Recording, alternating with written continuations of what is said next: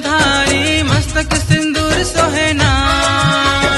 गौरी के तय हलाल जगमा तुर जय जयकार होवे मुरगण राजा।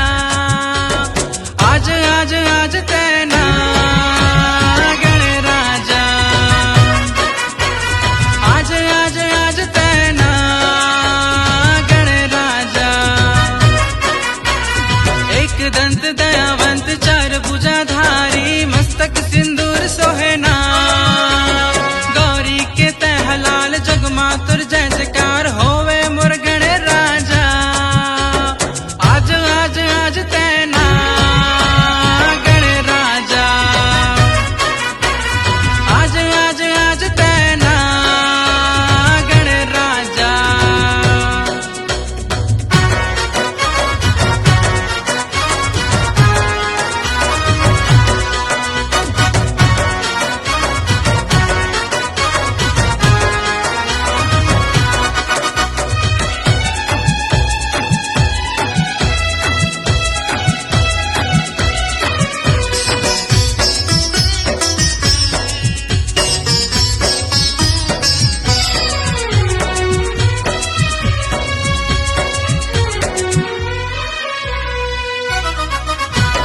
गणपति बाप्पा सुन ले ना विनती मो।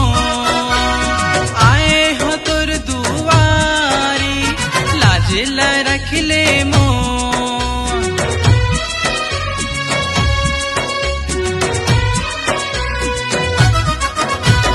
गणपति बाप्पा सुन ले ना विनती मो। आए हो तुर दुआरी लाज ला रख ले मो। भोला के तय दुलार मुसवाहा तुर सवार। भोला के तय दुलार मुसवाहा तुर सवार हाबे मुरगण राजा।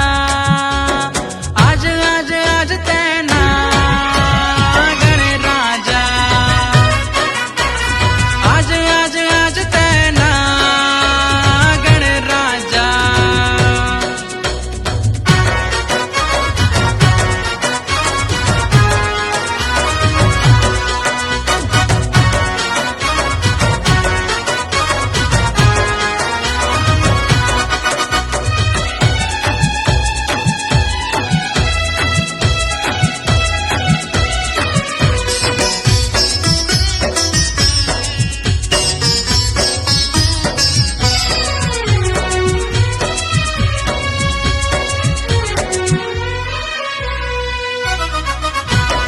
पहली सुमरनी तो होते ये जग संसार माँ।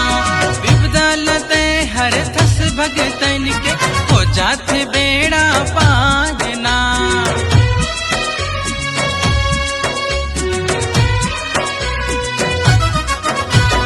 पहली सुमरनी तो होते ये जग संसार माँ।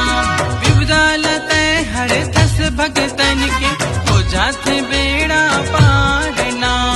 रिद्धि सिद्धि के स्वामी पूजे तुल नर नारी। रिद्धि सिद्धि के स्वामी पूजे तुल नर नारी। योगेश्वर गुण गावे ना। आज आज आज तैना